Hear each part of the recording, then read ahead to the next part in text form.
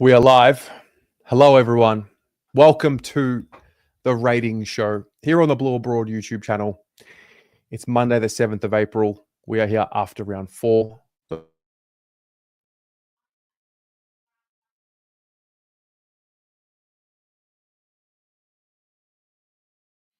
Did Terry cut out for anyone? Or was I that did. me? I think I'm back. Can you hear me? I was like, Terry? I was just saying we've got Pommy with us. G'day, Pommy. How are you, mate? I'm good, mate. How are you? You had me panicked for a bit there. Like, do you know what I mean? Yeah. I felt like Cooper Lord for a minute. Just banished into the realms of nothingness. Did you know what I mean? I had the ball and no one was there. I was like, what's going on? But no, that was good. I don't know how much of my intro cut out, but anyway, welcome to the Rating Show. It's great to be here. We are powered by Horizon Finance Group. And you know what, Pommy? We're here to find solutions because the problems are very clear. Well, I mean, it doesn't take a genius. So I mean that's a good thing. When the problems are obvious, that should give you some solace, shouldn't it? Yeah. That's what I've got. There you Yeah. are. I switched off from football and Carlton in particular from about 3 p.m. on Friday until I woke up this morning and dialed back in. So, yeah. What did you do? I deep dived into football all week and still going. So, I mean, it's funny how we seek solace, don't we? Like, I enjoy watching 17 other teams, try and see if there's anything that we can fix, anything we can learn from, anything we're doing well.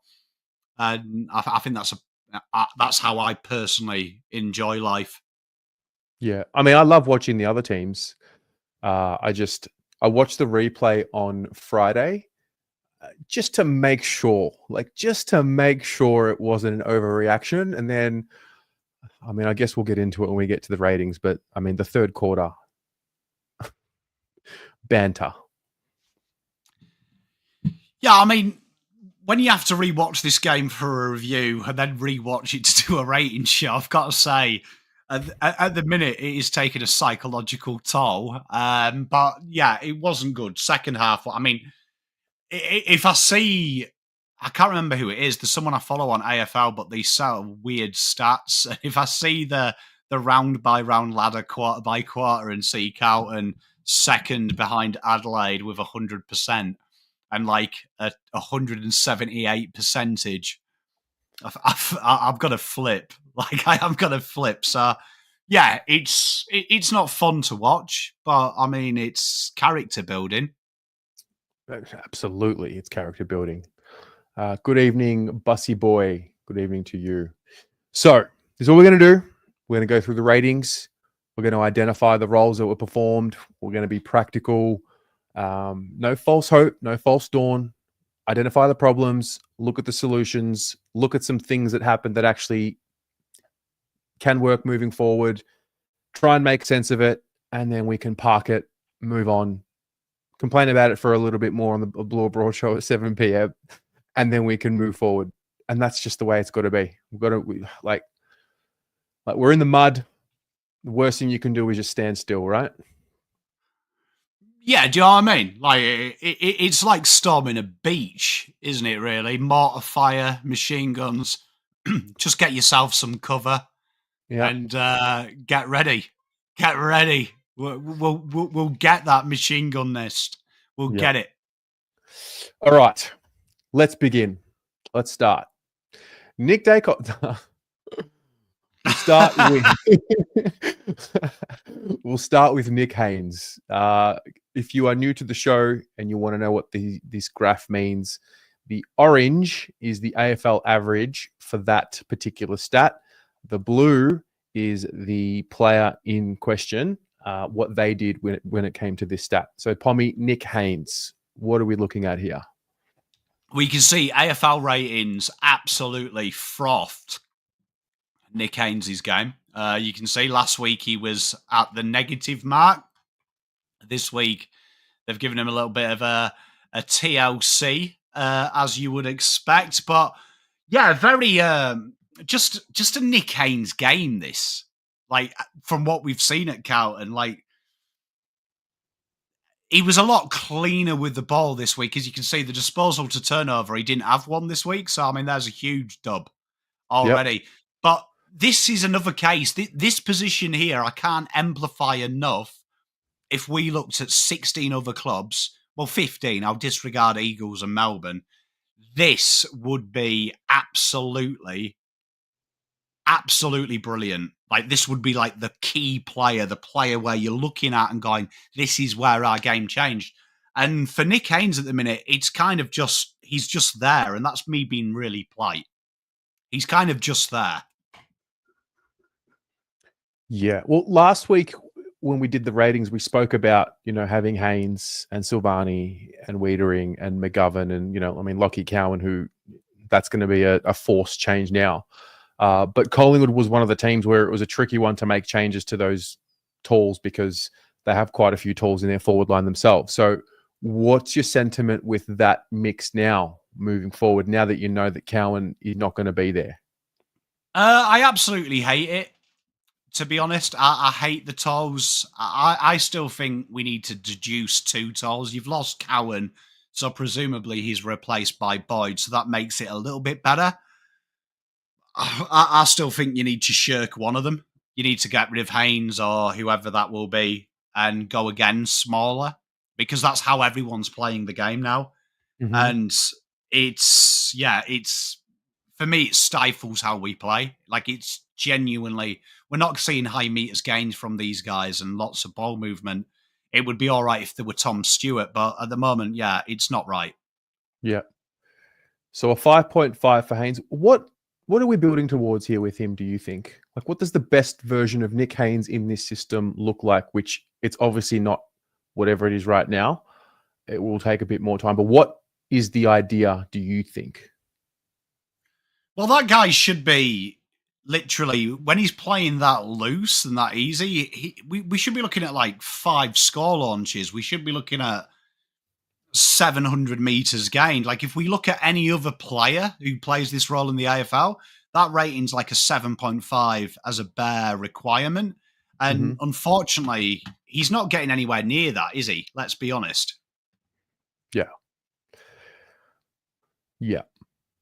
Are you glass half full with him or glass half empty with him for the rest of the year?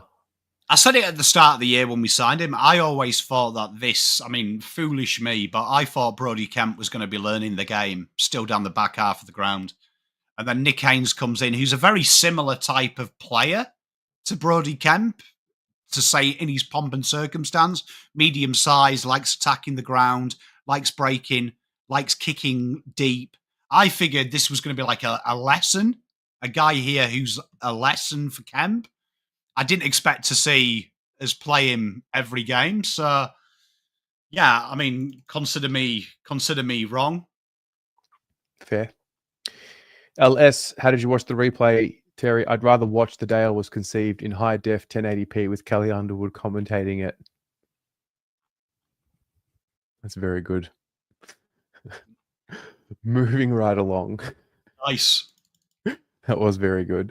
Jacob Wiedering, AFL rating of 11. This looks to be a bit more healthier in the graph, or have I read this wrong? Well, it's healthy as it always is. It's healthy as it always is with Wiedering. And what you know with Wiedering is what you see is what you get with Wieders. You can see his AFL rating, though, usually in them high teens, 17, 16, 15. You can see this week a little bit lower. Definitely his impact offensively was negated by Triple M, as we call it, Membry, McStay, and Majacek. But, as usual, this guy kept his head down, his bum up, worked hard. This week, though, incredibly let down by those in front of him. Incredibly let down. He didn't have many outlets. He was one of the guys who had to kick down the line quite a bit to players. And it's not great. It's not great for him. You've got to feel for him here because he's done everything he can. If his backline was good, he would have been in a good place. Yeah. So he lands on a 6.2. as we move along to Mitch McGovern. Why do the bars seem to not go as far? Is it because, wait, what's happening here? Yeah, so you can see he had 100% win rate. So that makes it smaller, but you can see with his graph. Tell you what, you know what, I can't be bothered. But No, yes, no, I could I make get that it. bigger. I get it. But if you look at the rest of his data, it's pretty much below AFL average. So if we actually see it as a stat, you can see he's below average from disposals to turnovers. He's turned it over quite a bit. The marks were better, but them contested way down. He got a lot of loose ball. Intercept marks about where we want to see. He did tackle quite well. The pressure was quite good on the ground, but this is another selection issue. With the team you were playing, he spent most of his time not on tall players, on small players. So that's another area there where Voss has got to ask himself, did I need him here?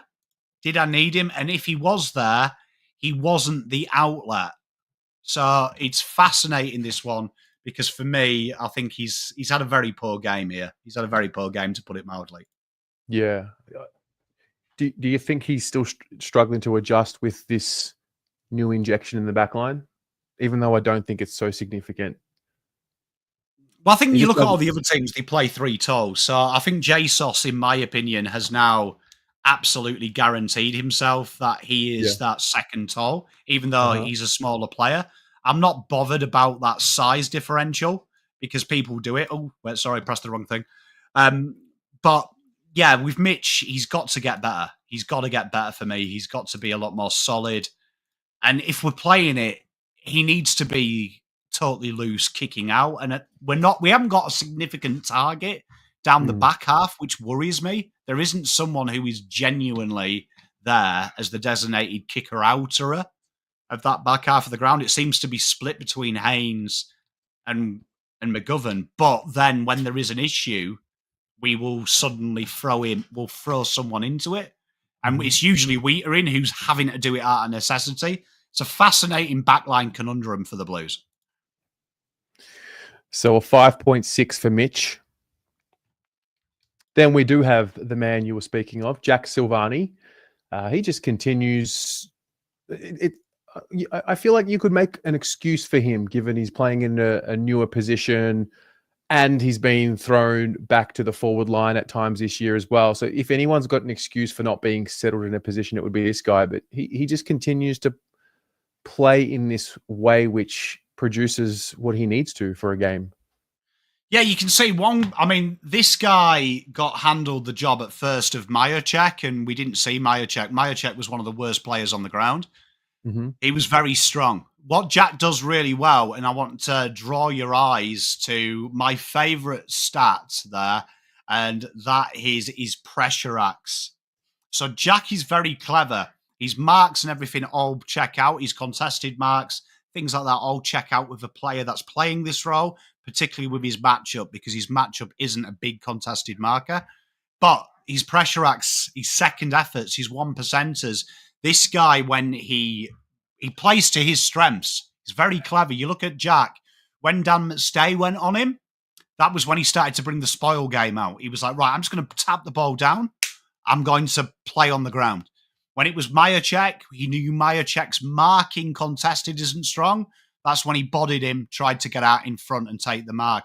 This is a guy that you can't set by this type of acumen. This guy just gets himself, his limitations, and plays well. Second half probably wasn't as good as his first half as the game started to open up.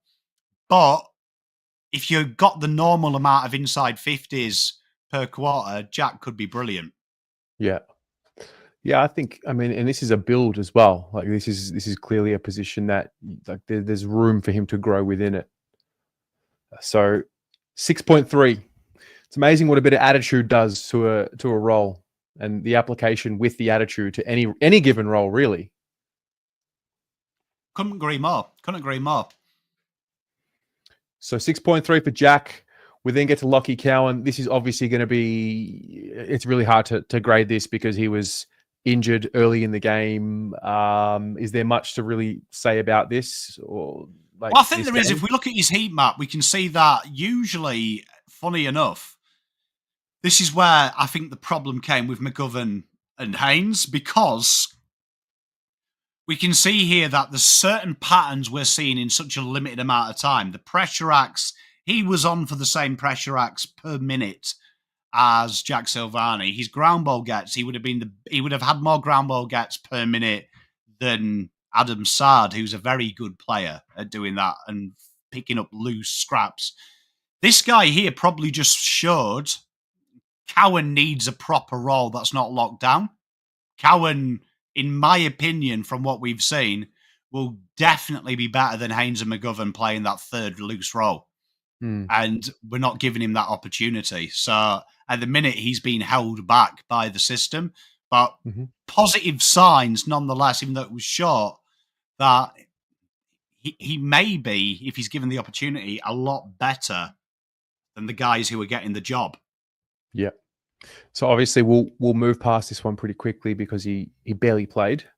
We'll then move on to Adam Sard. Now this was one we highlighted last week with his role. How did you make? What did you make of Sard's game? Well, this was a game that probably has one of the few positives in this game. To be fair, one of the few positives. Only 2 Carlton players got any write-up from coaches. They were Adam Sard and George Hewitt. And the reason that is this suited his game. Collingwood is probably the perfect game for Adam Sard. The pressure acts were immense, good, healthy meters as well from him. He took the game on when he needed to, but the big thing for him, and this is where I feel like Carlton underutilise him, is his ability to intercept handball chains outside of the arc, and that's a big target area of opposition, trying to get the ball just short of 50 to launch deeper. And Adam Sard is a master of stealing them touches. So I can see why he got a coach's vote in this game. He was very strong. But again, I feel like this could be more of an offensive role. If you look at someone like Dan Houston or someone like that who is a primary ball user, Josh Dacos, they'll have a lot of touches outside the opposition's inside 50 as they try and peg them back. Particularly when you watch Carlton, halfbacks love to get up because they try and shorten the ground.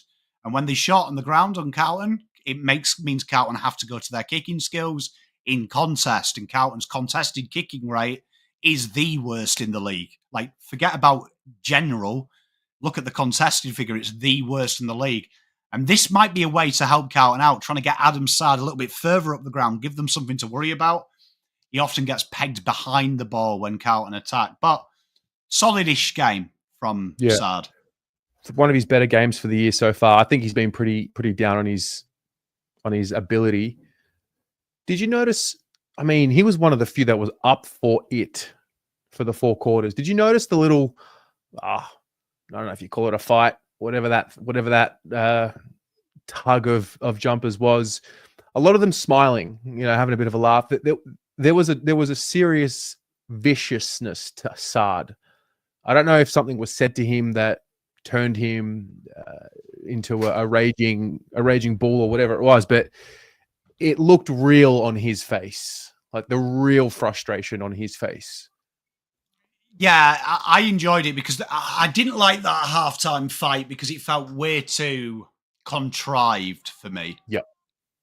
Way too contrived. There was too much smiling. If you're going to dust each other up, don't smile. But there was an evilness in him, because he got pulled away from Dan Houston and then he pointed at the ground in front of the umpires. And it looked like he said, come on, if you want to, let's stop talking. Come and stand here and say it. You and me, just one of us. And he was genuinely ushered away by the umpires, Cripps and Wheatering. That was real. I feel like 22 other blokes were doing it to look tough. I think Sard's about that life. I agree. I wouldn't fuck with Adam Sard. 7.5 for Sardi. That's a solid score. Then we get to Oliver, young Oliver Hollands. Say what you want about Ollie. He doesn't stop. Yeah, and you'll see there with the heat map, Voss did one thing, and that was when Moyer came on for Cowan, they shifted the roles around a little bit. Zach Williams went to halfback and Ollie Hollands went higher up the ground.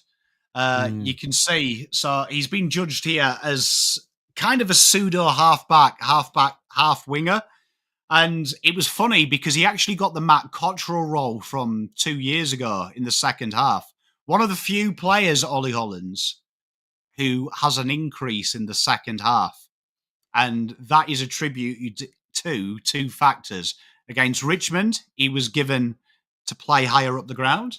And against this team, they were allowed to go up the ground.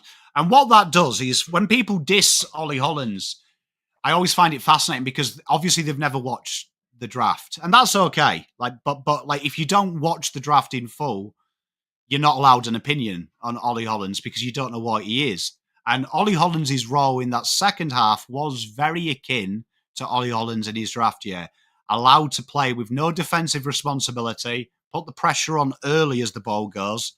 And his first quarter was pretty good because he was on Bobby Hill, and Bobby Hill had to be moved, which allowed a shift from here. So you can see Ollie here, real strong numbers as a halfback. The rebound 50s mirror up with the third user there because that's what he is. He doesn't get the ball very much out in space. But then you see the pressure out start to come in and a real positive for Ollie. The first time, other than one game in his career, that he's had a positive meters gained and score involvement factor.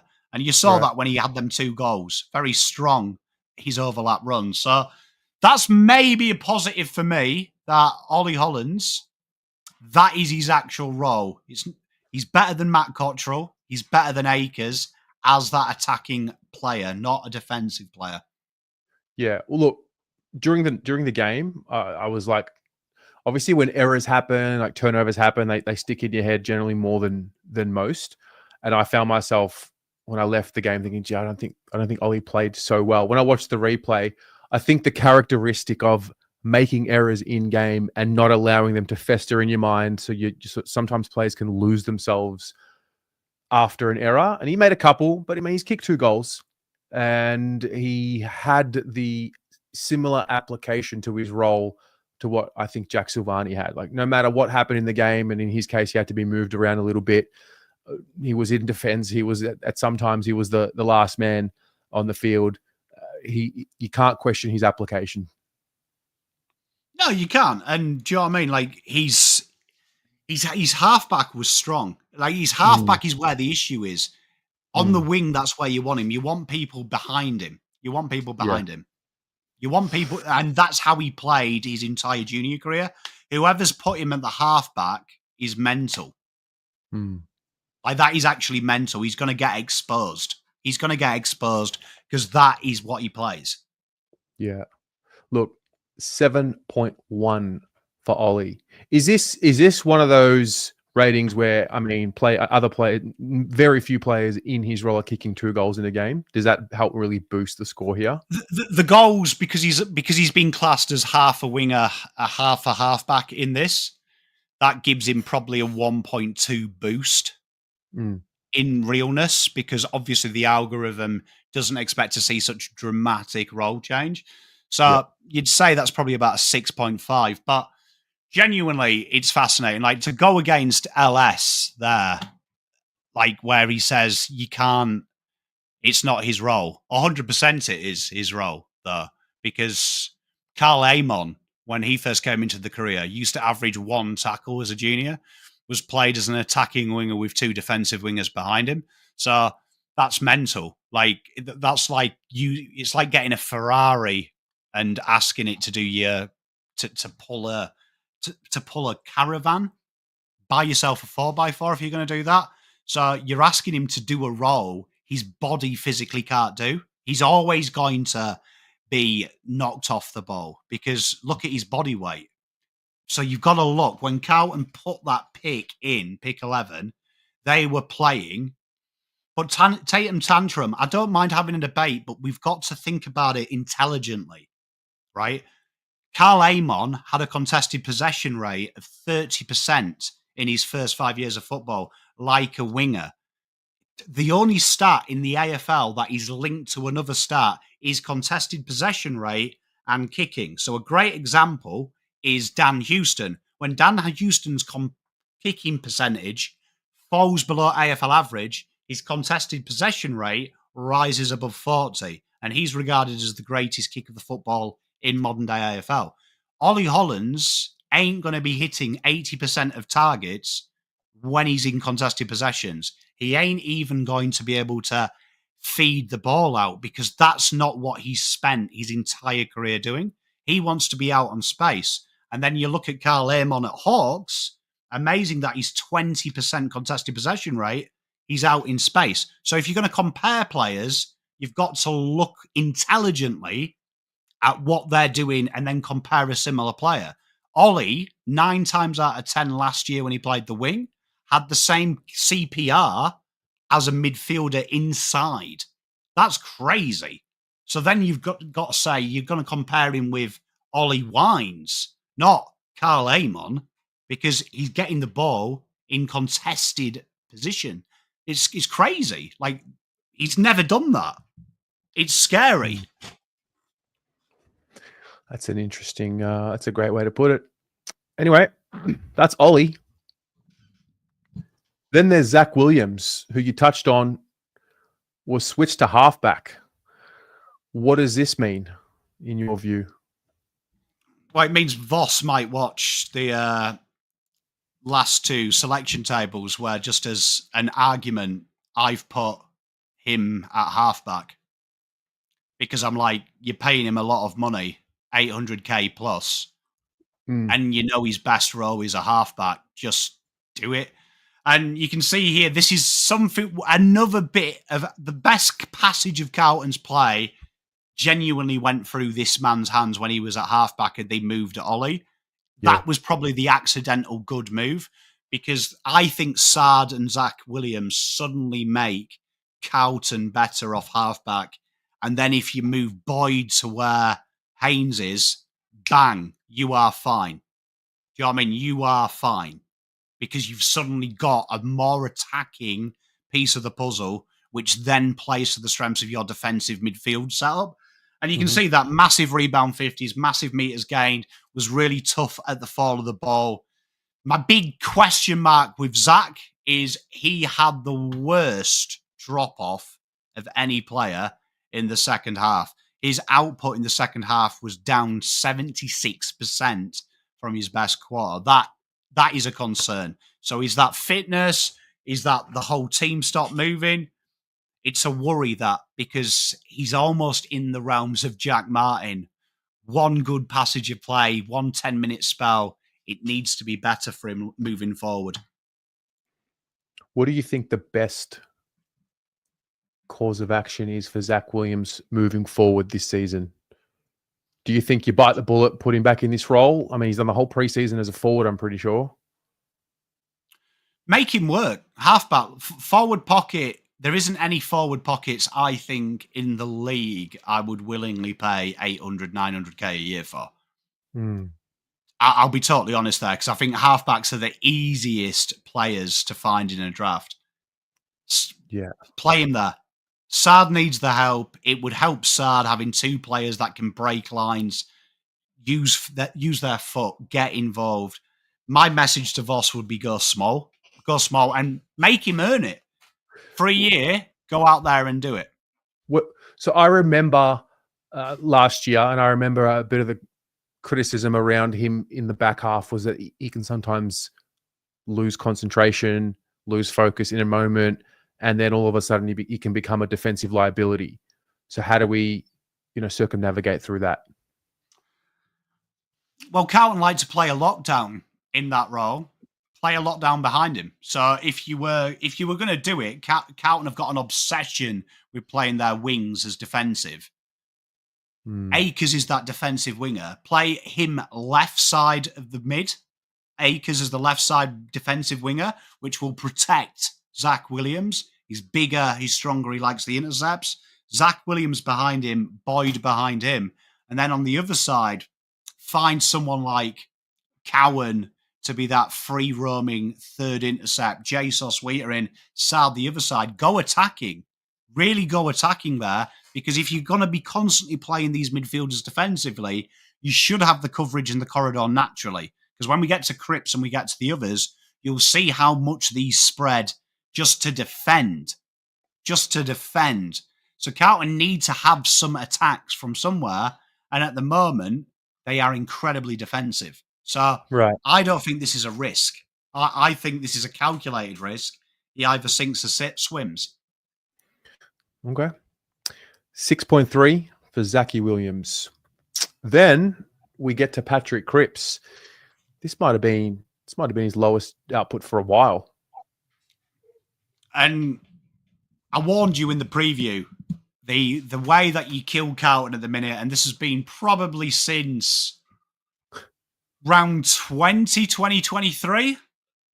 Short on the ground, open your wings up to make Carlton go there, slow them down that way, knowing that you'll get the long bomb, but then also make Carlton shift and create separation between the ruck and their main ball winner and the rest of the midfield contingent. And Darcy Cameron was probably the best ruckman in the league at doing that mandate. Drag them away from their help, watch it crumble. And unfortunately for Cripps, his numbers, although not brilliant, shout out Cripps, he worked hard. Pressure acts were above AFL average. The loose ball gets him mopping up mistakes really hard. A lot of handball receives while he had Darcy Cameron towering over him. You can see there, look, over the average for an inside midfielder. All them handballs were as he was about to be tackled as well. So his teammates hanging him out to dry. But it's way too easy. So once you get that issue, once clubs find that, there's always a better team. So this is an issue here that Voss needs to see. And I'd love to see us do something. There's another team in the league that has the same issue. Tim English and Marcus Bontempelli. Quite often that has happened, and that's how the Dogs are beaten.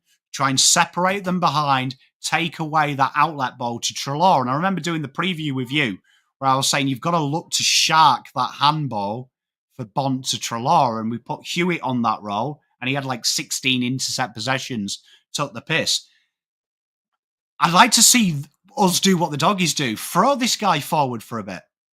Take that avenue away, because Hewitt is very clever at getting himself free. That's probably the big difference between him and Cripps. He doesn't play quite as man-on as Cripps does, because Cripps plays to his strengths. Hewitt uses his wily-nous. I'd like to see that change-up happen a little bit. Give them another option, because it's harder to lock down them three midfielders without Cripps. You know what Cripps is going to do. So this is where you've got to help your captain. You've got to help him. And the second half actually made me sick, because the second half, it felt like we saw the issue. They just kept it going. Kept it going. It felt like no one was going to say, let's make some change-ups here, try and get you out of the strife. They just kept it going. And one day he's going to have a big injury. Mark my words.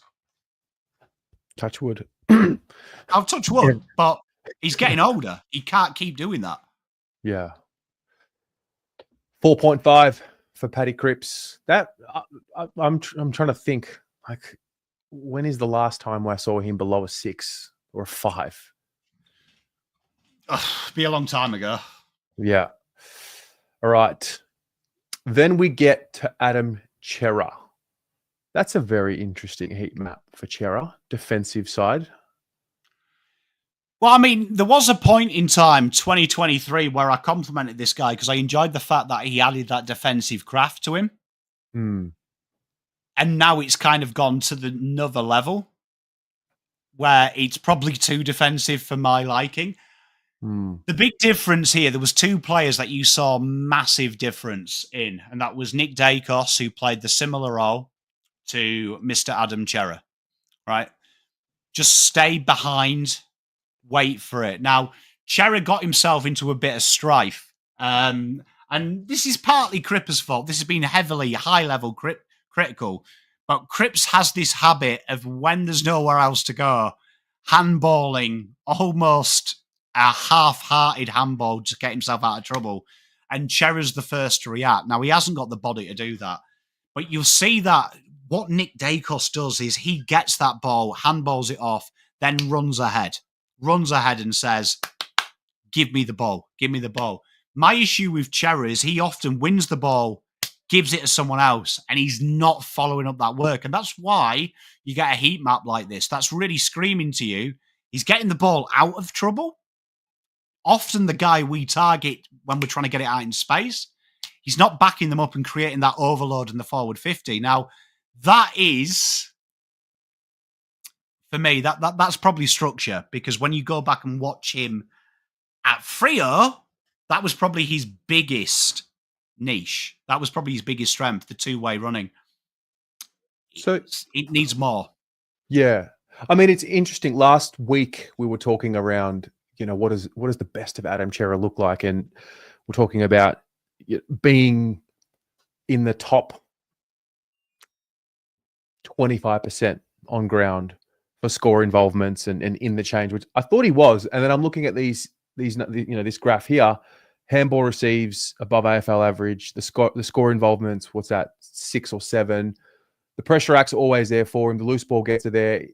I look at that and I see it moving in a positive direction from last week. Is that not right? It is. I mean, for a guy that's had 72% of minutes as an old, I'll use an old term, as a rover. So 72 minutes, that's a long time. So that is a hell of a long time. I feel like you've got to get out of the role. So it's obvious to me that is a system-based thing, because last year, this is a very similar heat map to Hewitt. And it's obvious at the moment, Hewitt is playing the more two-way running. Cerra be that stoppage behind the back type player. I don't understand it, to be honest, because I want Cerra to work both sides. And Cerra, it's an okay game, but I feel like when you're getting that many handball receives out the back uncontested, you should be dictating play. Okay. Yeah, I understand. 6.5 for Adam Cerra. Then there's this guy. Oh, he doesn't stop. He hasn't stopped all year. Yeah, so you can see the blue dots and the little haze. This is what I mean by the two-way running, right? Behind the ball, getting ahead of the ball. And no offense to Hewitt, even though he got that goal, right? And he looks all right in front of the goal. I'd rather see someone else doing that, because I feel like he's strong. Now, it's no surprise he got coaches' votes. And again, one of the only midfielders we'll talk about who, in the lack of application from Cripps' contested ball and winning it, who had ridiculous output in that department. He doubled his usual intensity around that level, found a way to impact forward of the ball, worked hard defensively and worked hard offensively, and all four of our midfielders had very limited offensive output. And this is what I always talk about. Carlton are probably one of the few teams, Melbourne do the same, where you can look at their defensive midfield stat line and see 25 plus for every player in the midfield, and then they'll have kicked 60 points. Carlton are very similar. Massive lack of input, massive numbers. And this Hewitt is the one who books the trend this week. I would expect when a midfielder is having at close to 30, when we're either having double figures score involvements or we're having a goal. And George, at the minute, even though he's not doing it to an elite level, he's doing it. And all of the midfielders in our group should be able to do this, if not better. We shouldn't be talking about George Hewitt as the best. We should be talking about George Hewitt as the best role player. And at the minute, George Hewitt is outshining Walsh and Cerra as a two-way runner and being involved in attacking transition and defensive transition, because that is what wins you football games. Yeah, mate, he's had a phenomenal start to the year, even though it has been very disappointing. So 8.1 for George Hewitt. Then we get to the other midfielder, and that is Samuel Walsh, who had a lot of the ball. But I think this goes back to that conversation around impact and numbers looking good, but impact not so much. So how do we unpack this? When this role is fascinating. So Just quickly go back to Hewitt's heat map. Yeah. I don't know if you can see on your screen, but can you see that you're slightly yellow in the forward 50, right? Yep. And then we've looked at Chera, 0 yellow haze in the forward, right? So he's not Right. getting the ball in the attacking half because that's all the heat map means. It doesn't mean where you start, it's where you get the ball. Okay. This Chera and Walsh had the most inside minutes bar Cripps. The And most when inside. Yeah. when you've got less than half of the AFL average for score involvements when you're having that much of the ball, we're looking at a Matt DeBoer type player. That's what we're instantly assuming. We're looking at a James Jordan stopper. We're not looking at a guy that is Sam Walsh. And again, the defensive numbers through the roof. Last week, it was kind of nice to see that the defensive numbers went down. He was starting to get ahead of the ball. Big part of Carlton's problem, particularly in the second halves, is our midfield's average position is behind halfway. And that means that they're either not running hard enough two ways, they're making it easier on themselves that if the ball gets turned over, which is the case. Carlton's ball movement goes longer, further, they don't follow up the work. Versus in the first quarter, where if you look at Chera and Walsh, there was actually a nice little bit of play there because they were two-way running. The ball was shorter per touch. Then you got up the ground. So these numbers here were almost in Tom Mitchell, Nathan Buckley world, where he was like, you don't have to tag him. He doesn't do anything. And then you saw what happened that game. Do you remember Mitchell took the piss? Yeah. This is a lot of the ball, not much impact. Yeah. 5.3 for Walshy in this game. Then there's young Cooper Lord. What's happened here? This is a fascinating one because where you're looking at the top midfield. So if I looked at like the top three midfielders, the top three midfielders that I'm really enjoying watching at the minute, working as a team, the big difference with Carlton is we're playing three people that almost do the same job and then one guy doing a job, where the other teams will have a set stopper, a set offensive player, and then three guys that are hybrids.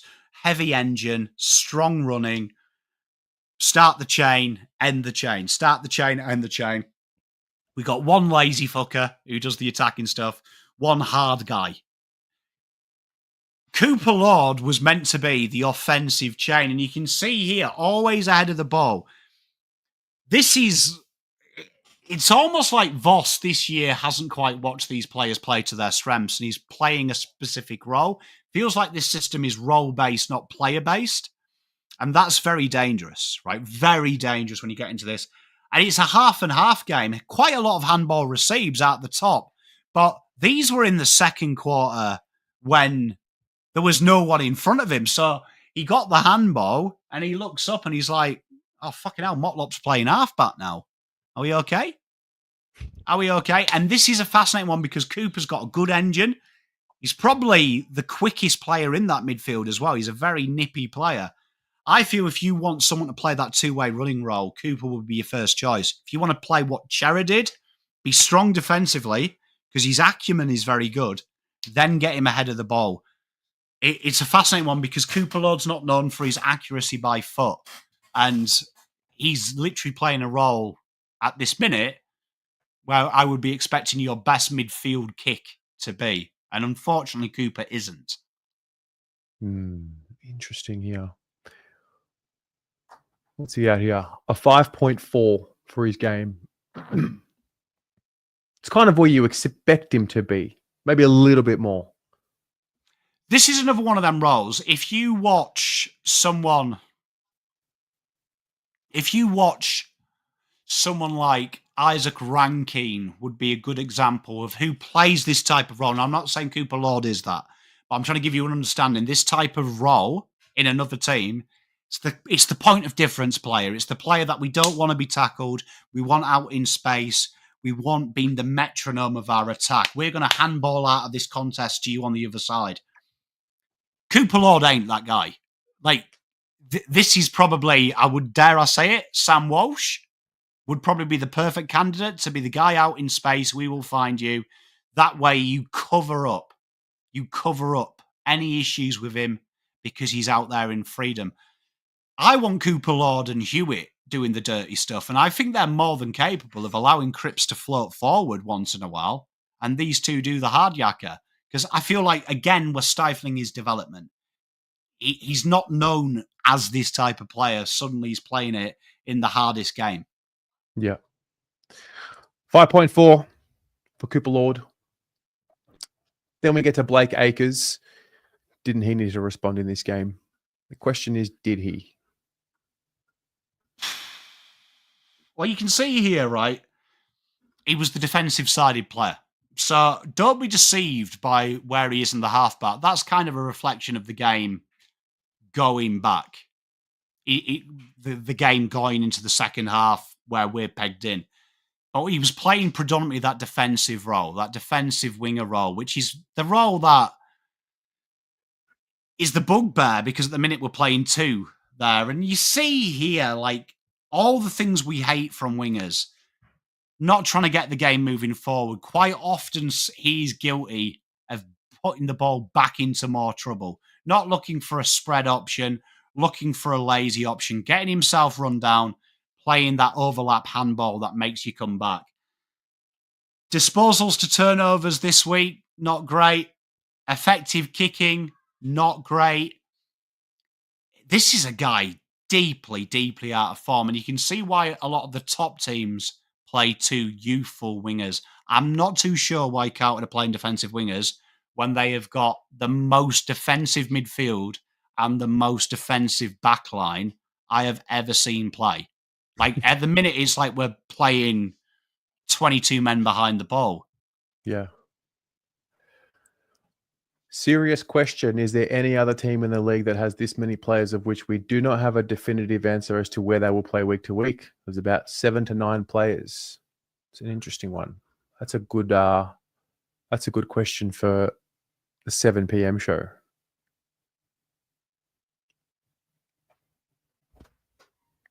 All right.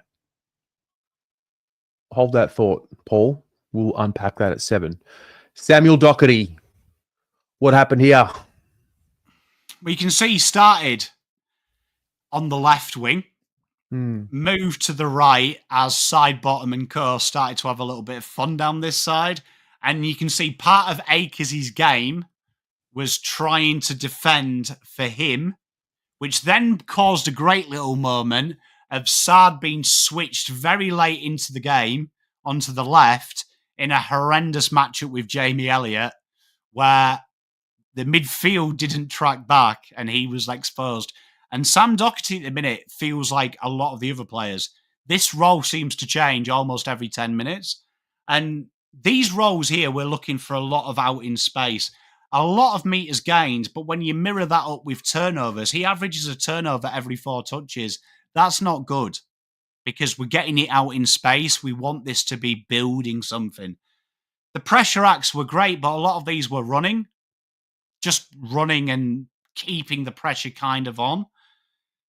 Not really offering an outlet. It's a bizarre one here because I know people like to bang Ollie Hollands, but honestly, you can't listen to Carlton fans about wingers because since I've been here, I've seen an inside midfield play there for a year in Setterfield. Real wingers stay free, have a bit of fun. Our wingers at the minute are absolutely pish, and we've bought outside run. It's an interesting one because for me, Sam Doherty's not playing halfback. I don't feel like there's a position for him. I feel like there's better players. Camparelli's, both of them, I feel would be better options to be attacking sided players. It doesn't feel quite good. Yeah. To me. 5.5 for Doc. Then we move into DeConing. This is a matchup that Darcy Cameron kind of has been thriving for a number of years in. How did you rate him tonight, or in this game, I should say, for DeConing? For a man that was in so much, this is a guy that must watch teams like Adelaide teams like St Kilda against Port, and go, why can't I have players the attacking side to help me out? Because there was, once they created that separation, it was really, really easy. And look at them contested possessions. We're looking at double the amount of contested possessions for any ruckman in the league. And usually we're excited because Wow. he's bringing something, right? He's bringing something. He's the extra mid. But this week he had to be the extra mid because Cripps was stifled. So he had to start getting the ball that Cripps wins. And when he won it, he looks up. They're all behind him. So he's only got the option to go more into trouble. And teams, Fly is probably the best coach in the league at this. When he finds an issue with an opposition, he exploits it very quickly with the players he's got. And it just shows what ruckmen do. They got rid of Grundy. They got a downgrade, everyone called it, but it suits that midfield very well. And this was tough for TDK, a tough day at the office, a real tough day at the office, because this shows a ruckman's incredibly important, but you can't do it all. And it's probably the only position you can stand out, but you still need mates. Mhm. And he needed a lot of mates, and he didn't have them this week. Yeah. So he gets a 5.9 for his game. Whoa, we're about to move into the forwards. This is going to be fascinating. We'll start with Lockie Fogarty. I think I'm going to ask this question for about 7 players tonight. What's happened to him?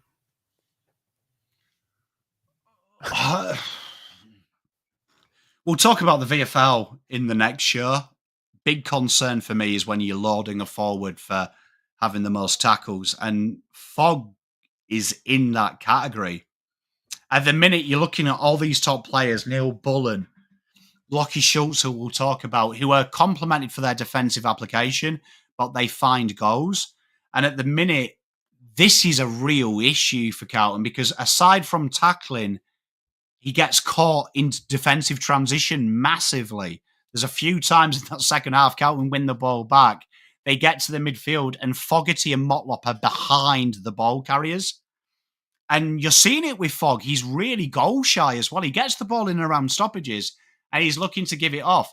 The crumbing numbers and the tackling inside 50 numbers, really good, above AFL average. But when that score involvement is half of every other small forward, when that goal column is 0, do you really need to play a defensive-sided forward when we've already said the defence is too defensive, the midfield's so defensive? What are we scared of? Yeah. So is this okay? So we get to 3.8. How do we get the best out of Fogarty? Is this the best of Fogarty? Is he not the one that you unleash? Is it somebody else?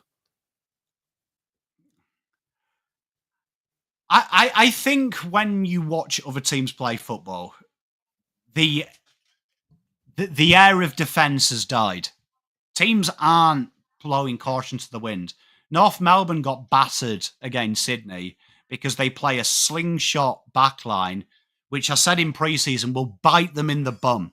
When the connection isn't good, it's going to get feasted upon. First half, pretty good for North. Second half, absolute disaster. Sydney roll over. Fogarty there, it makes no sense. Play an attacking player. Tell him not to leave 50. Tell him when you see the goals, have a crack, bro. Have a crack. It's bizarre because you ain't getting enough goals. So, like, I'm not a fan. I'm not a fan of it. I don't like the role. I feel like you've got to be more offensive here. Okay. Next up is Will White, who played his first game, brought a bit of energy. Thought he brought a little bit of something, especially early. He seemed to be up for the task early. So don't be alarmed by his AFL rating. So this is why when I was having a laugh at Akers is negative, when someone hasn't played AFL, they just give him a flatline number, which is usually based on what they expect it to be for a small forward. So it's hard for him. He has got no ranking points. He's got nothing to fight against. So let's do it. But fucking hallelujah. an actual small forward, a guy that gets into the right places, who tries to make it happen. At times had the ball way too deep, but the reason that it was so deep and them red numbers, they are the system collapsing. They are the system where Motlop and Durden Motlop and Fogarty are floating back. And he managed to beat them, but this was where he was getting the ball. He was the furthest ahead because everyone had committed out of forward 50. But he was putting it in the right areas. He was playing it a little bit hard, playing it into the right areas. This is someone here that I am more than willing to persevere with. Not a great game, could have had more goals, right? But this guy has got the attacking tendencies. So that's a positive for me. Yep. So a 4.4 for his rating. Then we get to Jesse Motlop. How are you watching him develop here? I want to put a caveat here that Carlton are probably one of the few teams in the league that don't have anyone who is a top small forward for these guys to learn off. And at the minute, I'm starting to see hybrids of every small forward that we've complained about ever. It's almost like I can see their teachings, their cultural learnings coming to the floor, right? And I watched Jesse, and you know what? I took real delight this week in watching Paul Curtis. And I was like, if you want a player that does go ball hunting like Paul Curtis, you've got to also be able to get back into the forward 50 once that game's ball's won. And Jesse quite often is the biggest culprit of Carlton win the ball back. I've gone ball hunting. I'll just dawdle back. And then what do you see? You see that one kick to nothing, 1-on-1. The ball gets brought to ground. Lewis Young did it quite a few times on Darcy Moore when we decided to disrespect Collingwood by saying, we'll put Darcy Moore against Lewis Young. That's how much we rate him.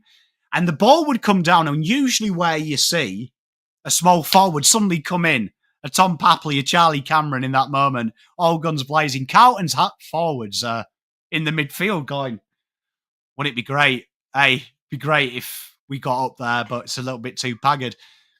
I feel like Jesse Motlop, someone needs to tell him, because he's the only one at the minute with any attacking facets. Yeah. If I was the coach, I'd be saying you're never allowed to leave forward 50. I don't care what happens. I don't care if there's a fire drill and everyone evacuates. Your ass better be in the fucking goal square and I'll drag you out of the stadium to safety. You never leave it, because at the minute, it feels like Voss has taken team defence, where we see Gold Coast play a wonderful team defence, but the players get back, and the players that can't run back stay where they are. They revolve around 12 elite runners. Carlton are asking all their players to run 16Ks. And you see it in the second half, Terry, don't you? When the game's on the line, people get tired. People don't want to mark it. The crumbs start to be there. Suddenly, Jesse Motlop can't run 600 metres. He's tired. He's been doing it all game, looking for the ball. Disgraceful. Like, honestly, like... Tatum, I usually agree with him. He's saying we missed the boat not getting Papley. Papley would be pissed off playing halfback for Carlton Football Club, bro. You know what I mean? Like, it doesn't happen. Like, honestly, I watched Paul Curtis, and Paul Curtis, the furthest is allowed to run. And if you remember the draft, he was my favourite in that draft that year. Yeah, he went not long after Jesse. Yeah, and Paul Curtis, amazingly, never gets past halfway. Like, that's the furthest he'll go back, where he'll wait for that bomb kick.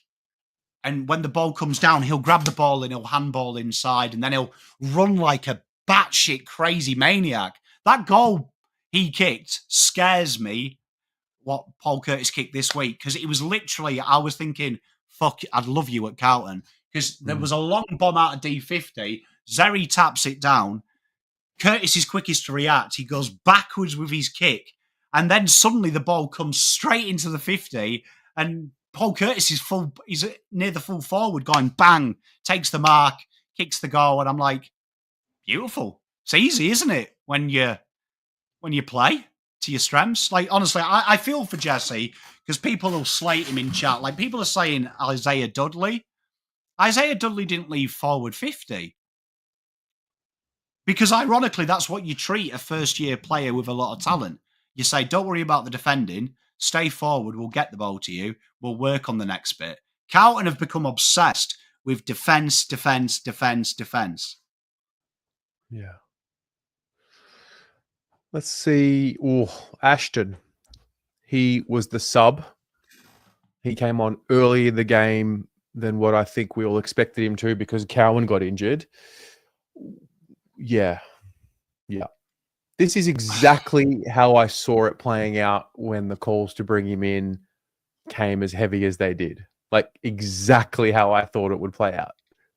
One of the more annoying things about doing content for Carlton is that when you do like universal content like I do for everyone, they genuinely listen to what you say and try and take that on board for the future if they ask you a question. Carlton's fascinating because for the past 6 months I've been saying he's not ready, Ashton Moyer.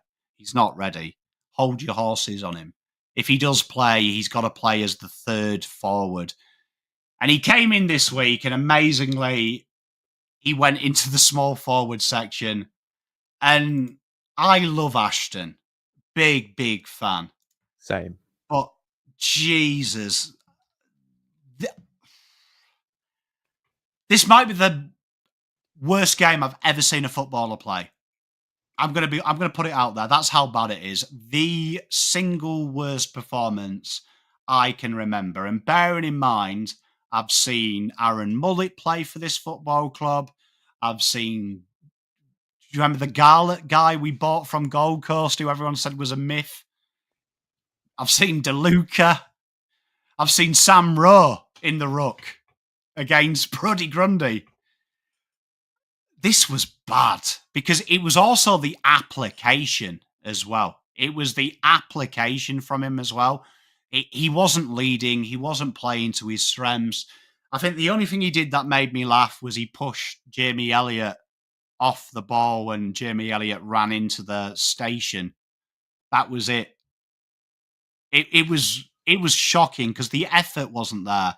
And yes, it's not his role, but you are playing big time football. Big time football. You make something happen. So very disappointing from Ashton. And he needs a proper role. Yeah. This definitely is an expansive question for the Blue or Brawl show at 7. But does this not put another blowtorch on the just general development of players at the club? Young players. This is now Ashton's second year. Is that right? Second or third? Yeah, but I think the development is Mickey Mouse anyway, because like I see people watch the VFL game against Southport and say, "Oh, Matt Carroll, he's a walk-up start," and I'm there thinking Matt Carroll's not playing high halfback, getting 10 touches with no one in front of him, with the game slowed down. I'm looking for actual development. So it's like when I watch the draft, I'm not looking at them as a draftee. I'm looking at them when you play in the big time. Have you got any traits that help and how can we benefit them? Ashton Moore, when he plays VFL, he's left alone in the forward pocket. And it's like, we'll just kick it to you and hopefully it'll go there. Then you watch Kemp play and he's playing as that third. And we saw the game he played last week, which was really, really impressive because he's leading. That's Ashton's game. But when he's in the VFL, he's not even been playing that role. So what is going on? Like, what is going on? Like, genuinely, I'm shocked. Like, you look at Ollie Hollands. Ollie Hollands was guaranteed to take the pick after us, right? So you look at him. So he's a top 12 player. Ashton Moyer had questions and we had to take him 10 picks early because, as Cal Toomey said, he would be off the books. But he's not playing his preferred role. So why did you draft him? Because if you want someone to play forward pocket, pick 43, pick a fucking forward pocket. I mean, like a forward pocket. Or play him to his strengths. And I saw that in the VFL this week. I only think 2 players played that to their roles. that was strong. Jordan Boyd, who literally Jordan Boyd, everyone says, oh, he's a great kick. Guy has a 17% contested possession rate. Any idiot can kick well with no one there. He's gifted them kicking stats. And miraculously, he does that for VFL. But like Matt Carroll, someone has sent him out and said, we're going to replace Doc with you, or we're going to replace Sard with you. No, he's not. Play him as a lockdown defender, because that's what you'll do when you bring him in. Or if you do pick him, play him to his strengths. So you mentioned Dudley in chat. Fremantle did not play Isaiah Dudley as a lockdown defensive forward pocket. They said, go out there, have fun, stay in the forward pocket, hang off Josh Tracy when the ball hits the deck, have a bit of fun, kid. Carlton would have taken Dudley and gone, yeah, you're right, mate. I know you don't tackle, and I know your skills are crumbing and kicking off both feet from an angle. Do you mind laying 17 tackles this week? And people go, why don't we develop? Because they're not, literally after 2 years, why they're there, they're not using anymore. It's a good point. And it's crazy. And it's like Liam McMahon. Like, Liam McMahon fascinates me. Do you think all 18 AFL clubs are wrong? Like, you look at all the good VFL players, right, who have been drafted. So you've got Riley Bice. Had to be taken 25 picks earlier. Cal Toomey said he was a rookie pick, right? Because every club had interviewed him the week before the draft. Sam Davidson, 15 clubs interviewed him. So Liam McMahon ain't the answer. Watch him in the VFL this week. He was playing a 20-year-old half his size. That won't fix the problem. What will fix the problem is playing these players to the strength. So Ashton, when he was in the draft, led better than most, read the ball really well in the air, could kick with both feet, which made him be able to go the fat side and kick a goal, or the thin side and kick a goal, rare as rocking or shit. Play him in the forward pocket and say, well, just kick it on your head. That's not his strength, man. And he's never done it for this football club. And it worries me because eventually his natural zest will die. And we've seen that with a lot of players. Yeah. Their zest has died. 0.8, like you get 0.5 for turning up. Yeah. Safe to say that'll be the lowest of his career. It fucking better be, because I saw you 22 minutes, 5 seconds into the game. Just for that, you got a 0.5, Terry, as a player.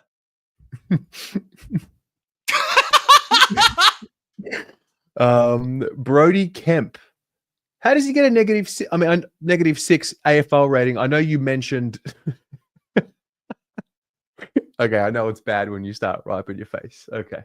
Oh, I've got a fucking migraine. I thought I'd got over this. Yeah. So -6. So the AFL rating is a protected rating. So what happens is that's basically saying he's -6 worse than where they think he always is. Okay. Because he's not a guy... I mean, the example earlier was... so someone who's never played the game just has blank stats, so they can't really give you a rating. So they give you a blanket rating. So let's make the maths easy. Let's just say they say every player is 5 out of 10. The AFL ratings is heavily focused on their last 10 games, but with a catchment of their last 50. So because Brody Kemp has suddenly jumped up 3 of his forward games, he's kicked 4+ goals, it's now telling you that, oh, maybe that was a flash in the pan. So that's what the -6 is telling you. Gotcha. And yeah. Yeah. It's just, this forward line is, when we're going to bring up the whole team shortly. I don't think I've seen anything more than a red for every forward so far. This was really bad. When you've got 1 mark on the lead, which you took in the first 20 minutes, and then literally after that, absolutely nothing. And I love Brody because I really liked him in the draft. And I feel like this is when you asked about the development question, the fact that this guy has played 4 different roles for this football club in his year 5. You don't hear it anywhere else. Carlton's answer to centre-half back, we've needed a centre-half back since Liam Jones has retired, is convert 2 failed forwards into that position. That's what they're doing. Like, where normal clubs would just go out and buy Tom Barras, Carlton go, we're paying McGovern a fuckload of money. His brother's pretty good at it. Maybe. Then, do you know what I mean? And then this year they were like, oh fuck, we really need a centre half back. Didn't Jack Stad play fullback? Yeah, he did. Do that then. We'll just buy some more fucking midfielders. Let's not buy a centre half back. And then Brodie Kemp. What is Brodie Kemp's best role, though? Pom, what do you think it is? I actually think it is that third intercept player. So the biggest misconception is that he played midfield. He only played midfield 3 times as a junior. Very open by the coach as well, that they do that quite a bit because it showcases their ball use, because that was what was the freakish nature about Brodie Kemp. He was an elite kick. So I'm not too sure why he's playing forward, because in my opinion, I think Jesus, if you want the third forward, is him. If you do want to take a risk, which you are doing now with Brodie, that's where I want to see Ashton Moyer get the ball. I want to see him work hard up the ground, use them 2 feet of his to get them interim play. Ashton Moyer has got an issue from draft. If he doesn't get the ball in the first 5 minutes, I used to just turn it over and go, well, I'm never going to fucking watch this ever again, because I know he's going to do fuck all. So I feel like this week Kemp, he ain't going to do it, man. Like, he ain't going to do it. Like, I don't think he's a forward. He's a forward against rubbish clubs. I want him behind the ball and being allowed to attack. But again, when he played in the seniors, McGovern was allowed the loose role. Kemp had to play defensively sound in the JSOS role. JSOS is brilliant at that. He stays to you like glove. This is weird because right now I've got a horrible fear someone in the next show is going to say this: we need a rebuild, Pom. And then I'm going to have to say, they offered pick 44 for Brodie Kemp last year, and we said no. How much do you think he is now? I would be, if I was St Kilda, out of contract next year so he can walk to me for free if we don't get a trade as a non-free agent. You would be lucky if I gave you pick 60, and that would be purely because I love Carlton Football Club. I'd give you it. Like, this is mental. Yeah. It often gets lost in translation when these arguments come up. Like, I'll just trade them. Okay. Because the rest of the league has not watched Carlton play and has not watched the poor performances and hasn't watched their play, the value of the player diminished. It's only us. I saw a comment on Twitter. It actually made me laugh. And someone said, oh, I'd trade Billy Wilson because he's got loads of space. He's really quick. And I don't think he's good enough to play halfback for us. But I reckon someone else would. And I was like, you do realise you've just said he's not good enough to play for us? Clubs genuinely take second chance players off a team that's worse than them, not better. Do you know what I mean? Like, it's a shame. But he's not alone, Kemp. But that role beggars belief. Yeah. All right. So 1.8 for Brodie. Then we get to Charlie. What? I can't do this because I love him, but same. This guy right now is suffering from the fact that Carlton go absolutely crazy in the second half with long bombs. And Charlie, that's not his bag. Charlie, if you watch Jesse Hogan, they hit low and out in front. I'd love Jesse Hogan to come and play for Carlton, because I reckon there'd be the question marks as the worst top 5 pick of all time, like they said at Fremantle, who do the same as us, incidentally, have a high launch inside 50. Hence Josh Tracy works. He's like 900 centimetres. But you watch Charlie, and when that doesn't go, I don't look for second and third efforts like, tackling and things like that, because most key forwards don't tackle. Harry's the exception. My issue with Charlie is he doesn't even look to make competition at times. Sometimes it's almost like he jumps and stops. And there was a great passage of play in the second quarter. He got burned 4 times for leads. And some of them were actually quite good leads. Do you know what I mean? He changed the angle of his leads, but no one's hit it. And then comes this great moment in Carlton's case. Game is on the line. We've already got a very tall back line, and it's putting a lot of pressure on us because we can't get enough separation with the ball. That's the problem with big guys. They don't kick very well and far. Suddenly, this twat goes down the back. So Voss is like, we've got 5 down there. Let's put 6. This could be great. And then he wins the ball, right? And then as centre half back, they've put TDK there, so they're trying to kick it long. And I'm seeing them target Fogarty on the wing, and I'm like, what is going on? Like, are we playing for picks that I don't know we have? Like, it's weird, Terry, because honestly, it was a shit game, right? But as bad as Charlie was, I'm watching North Melbourne work out that Jack Darling likes to lead to the pocket deep, which is rare. Not many players do that. It's a weird thing. He leads up to centre half forward and then goes back. And every time they kick to him after 4 fucking games, they're kicking in that pocket. I watch us kick to Charlie, and it's like it's almost like we just brought him in today. Well, the other thing as well, you touched on it briefly with Jesse Motlop, and like the need to have an experienced head in that forward line. What I've noticed so far, and I will bring up all the scores of the whole team shortly. I'm looking at this forward line that we've looked at so far. Charlie is the leader there. Charlie is, in theory, the one that would be directing things down there. No? Or should be? No? Yeah. Terry, look, like Blue Bagger's right. Jeremy Cameron does this, goes back. But Jeremy Cameron also has Ollie Henry who'll stay in the goal square and Reece Stanley will stay full forward. So when he does go back, he's got someone big to kick to.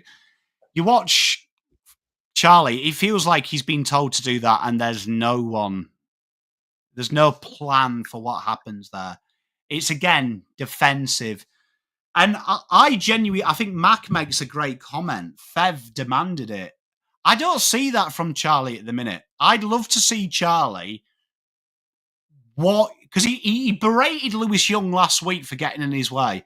I'd love to see Charlie go to that little soppy huggle that Cripps and the midfield group have. And him just go, as Cripps is saying, right, boys, we've got to do this. Charlie walks into that group and says, Cripps, you shut the fuck up. Right now. Shut up. Listen to me.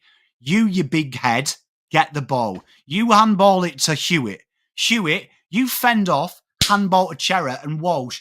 Kick it out in front to me. I'll be leading from the goal square. Do that 5 times. We'll kill pies and we'll fuck off to Eagles. You get me? Everyone get that? Okay, cool. Go to work, idiots. I don't think Charlie's got that in his head because I tell you what, I watched Jesse Hogan at halftime go absolutely off at Darcy Jones because Darcy Jones burnt him. And he was already on 6 goals at that point. That's the difference there. Jesse Hogan's like, I'm going to fucking be the daddy today. I'm going to be the daddy. I don't see it enough. Like Charlie Curnow is a 2-time Coleman medalist. He should be having the confidence to go to Cripps and go, what the fuck are you doing? I am the best in the league. Kick it out, flat, hard, in front of me. I'll toast this chump, Darcy Moore, and I'll toast his big door-opening mate, Billy Frampton. It's not that hard, boys. Win the ball, kick it to me. I'll kick ass. And it winds me up because Charlie, in the second half, just going through fucking motions. Yeah. It's all right. Don't worry about it. I don't need the 4 points, Charlie, either, mate. It's all right. Send me a crate of your beer, you floppy-haired superstar. 2.6 for Charles. And then we get to Lewis Young, who was named back, but played a... What did he do? Where did he play? Oh, man, we should have started with the forwards and gone the other way. It's that bad now that Voss is evidently playing a full-time wing outlet mark. Like, it's that bad. It's that bad. We've created a fucking new role, bro.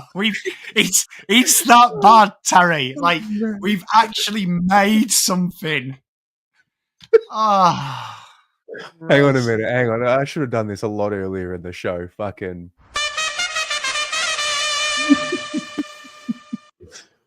Oh, dear. Wait. Wait. Poor Lewis. Right. You know what? I like taking the piss quite a bit. Right. I like taking the piss. But genuinely, the first bounce, seeing Carlton decided to put him on Darcy Moore. I was like, you being serious? Do you know what I mean? Like, you being serious? Like, bit of disrespect. A bit of disrespect there. And honestly, Darcy Moore is one of these players that you want to give defensive responsibility to. My big question mark over Collingwood at the minute is they're in a similar situation to us. They've got an absolute jet of a defender. For me, Darcy Moore is one of the best in the league. But you don't want him defending. You want him out in front. We're lucky that our Wheaterin is our best defender and probably our best attacking weapon as well. The problem is we force him to be a defender when it's usually a schmuck's job. Absolutely fascinating that Carlton have an opportunity to expose this. And they didn't go tall. They went giant tall and somehow played small inside 50. And Lewis Young, like, I don't get it, Terry.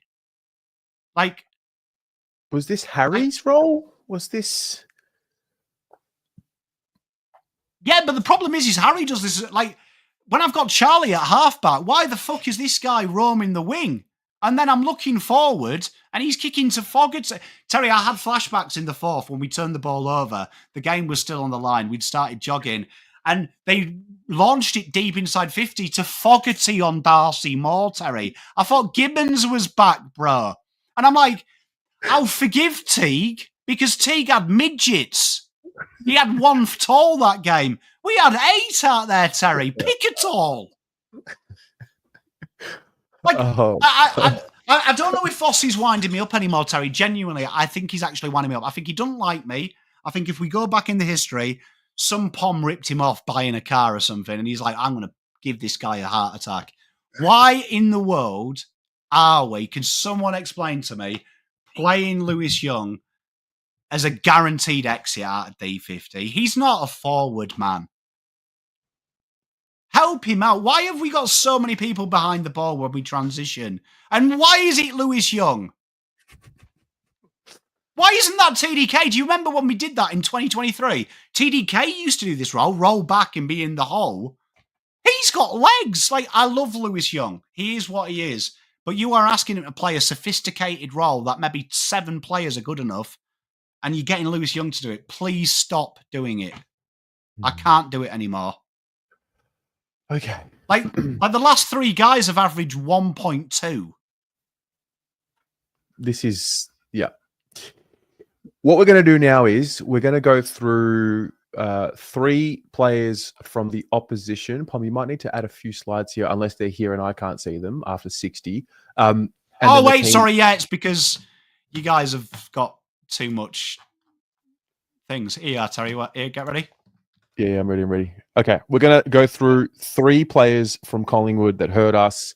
Keep in mind when we do this, it's to try and find some trends as to the type of player that is hurting us. This is now the 4th game. So the first one will be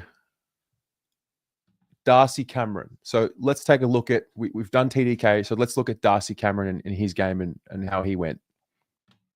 Yeah, so why I've picked on this guy particularly is because I wanted to really express how that role works for Carlton. So how they do it.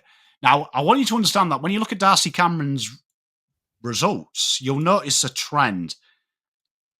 They're not dramatically brilliant, incredibly well spread. Incredibly well spread. Now, for another week in a row, we have picked on the guys that polled very similar to the coaches' votes. So Darcy Cameron got quite a lot of coaches' votes this week, and it's no surprise why. He was the second best player on the ground as voted by the coaches. And look, see this here. He's going right, like he is, what I said, move them to the defensive side of the ground.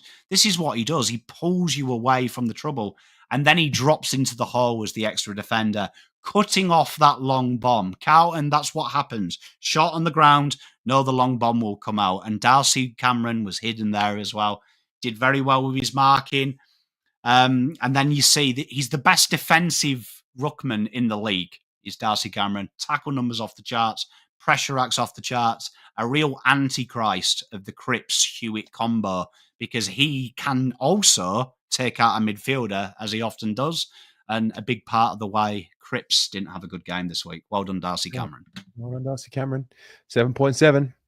Then there is still side bottom. Where how is this guy still getting a run here on the rating show in 2025? I mean, full credit. So what to I him, wanted to do is show you how a defensive player can play the wing and amazingly contribute elsewhere. And as Terry says, the guy's 500 years old, and he's putting our kids and our veterans to shame by playing simple football, real simple football. So you can see you've got to flip this. Remember I said Doherty and Akers were moved?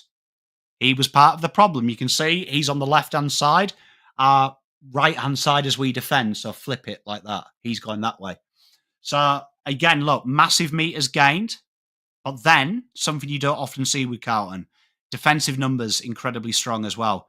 He can two-way run, and he's trusted to two-way run. You look at his kicking efficiency, almost exactly like his uncontested possession. See, something our wingers didn't have. A big blue over the uncontested. Your effective kicks will improve the more you get to kick with no one in front of you or around you. And didn't have a shot at goal. Why?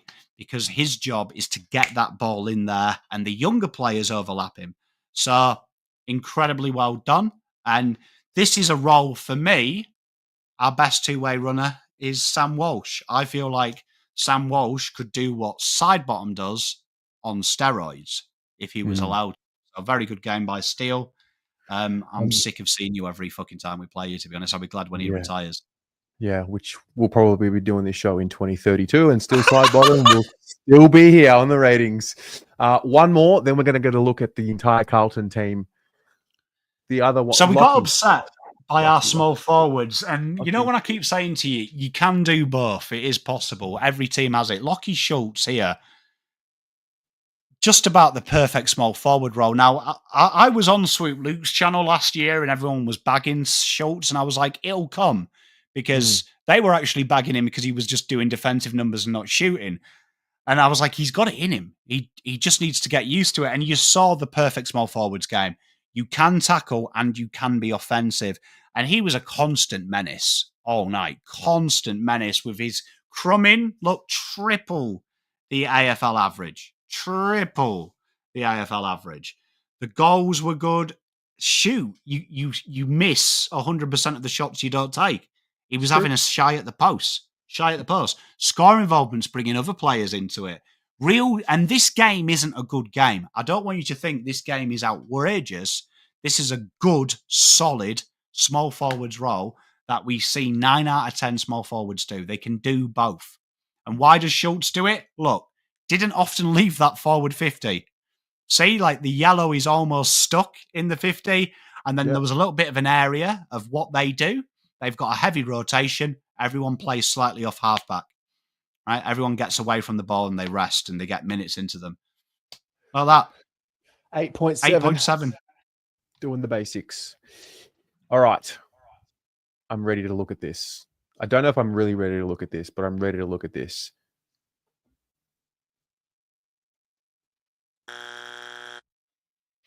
Bruh. See, you've got to look at it this way, right? So the first column is your defense. Your second column is your mid. And you know what? Dan Hoyne today wasted 6 hours of his life writing an article about how can champs start to tell you what's wrong with Carlton. And he basically spent about 6 hours of his life saying the midfield forward connection isn't there. You don't fucking say, do you, Danny? Yeah. Hey. Bro. And can I just say, I just want to, this is not being harsh, but them Greens are the biggest frauds in the world in the defence, because a lot of them are because they were absolutely under the cosh. If you did this with North Melbourne, who got absolutely under the cosh, they'd have quite a lot of Greens as well, because opportunity. There's opportunity to take intercept marks when the ball libs there. So, not good.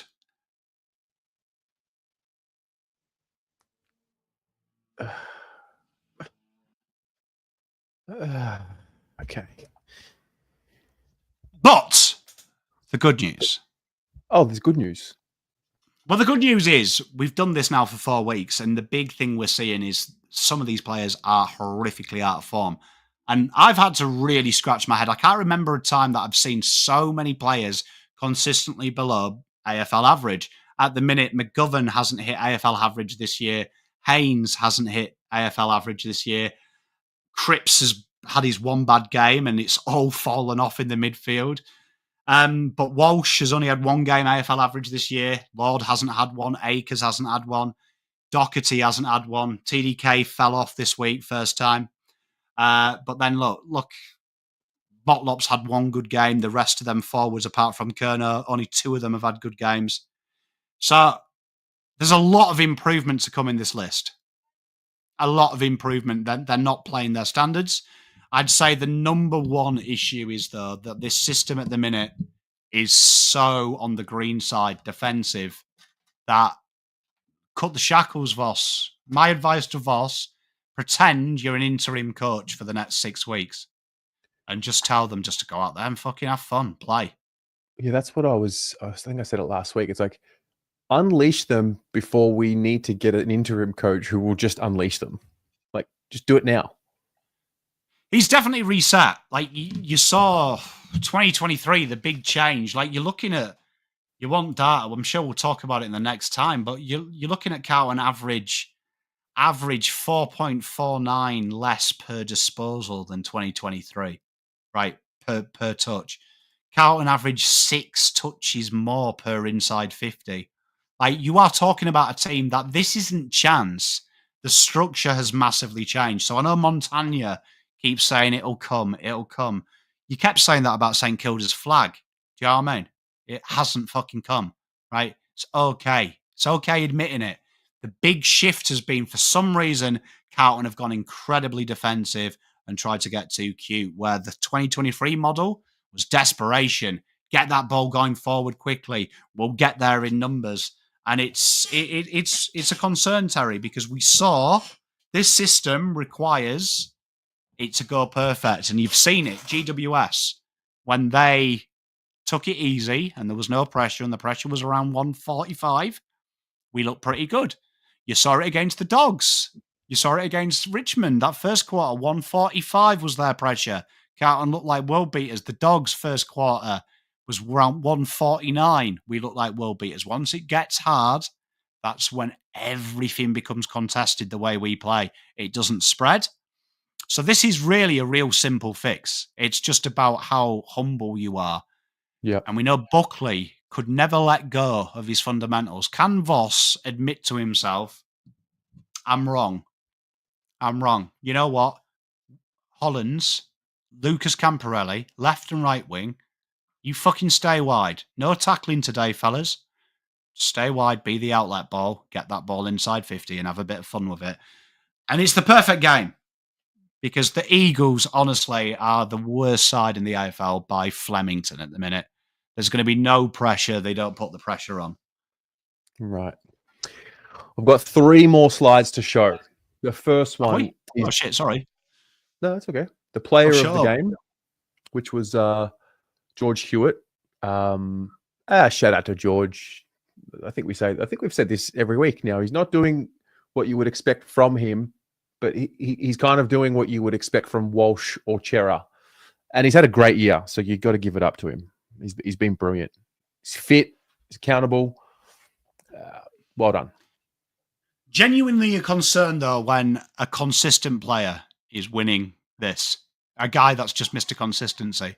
Because there's no point having your superstars if this guy can do it every week. And he has been. He's been in the top 3 players every week. Yeah. The main riser, Oliver Hollands. That's good to see. Beautiful. Good to see. Good. Yeah. Amazing. Then, first time he's ever played attacking wing as well for this football club and kicked 2 goals. Wow. I mean, it's almost like sometimes when you draft a player, you get them to play like you fucking drafted them. That's why you buy them. No, I mean, like, mental. I'd love to be in Nick Austin's office. Like, I'd love to be. Because why the fuck have you drafted these players if they're never going to play like it? True. Oh dear. And then the Horizon Finance 1%er, Jack Silvani. So what does this mean? 1%ers made? Yeah, so 1%. 1%ers, the incidentals of football, the things that we rarely talk about, but a very important one. I told you that he was going to be hard to beat. Jack Silvani. Now, Jack Silvani usually adds 8 to 9. Mm-hmm. Do you know what I mean? 8 to 9. This just shows you how bad the effort was this week. That if Jack is doing 4, playing a predominantly lockdown role, there's a problem as well. Right. Okay. So before we head off, Nick from Horizon Finance Group has sent through an incredible offer for Blue Abroad subscribers on YouTube. If you're in the market for finance for anything, Horizon Finance Group is your place to be. The link to the Instagram page is in the description. You can get in touch directly. Nick has messaged me saying you any Blue Abroad subscriber can get a free credit check and a consult of a credit file valued at $200. So if you're in the market for finance for something, get in touch with Nick this week, and I reckon he'll do it next week too. You can get a free credit check. So get in touch with him. Okay, there's another poor performance that we've rated down the drain. Good. Yeah. I mean, I would like to say thank goodness we're playing the Eagles next week, but like they couldn't. It sounds weird, right? But look, this is my mindset. It's 1000% fixable, and we'll talk about it in that show. People saying Carlton don't have the players to play the modern game. Look at our drafting to the other teams. It's been very similar. Elite runners, pace. You look at Daniel Hoyne.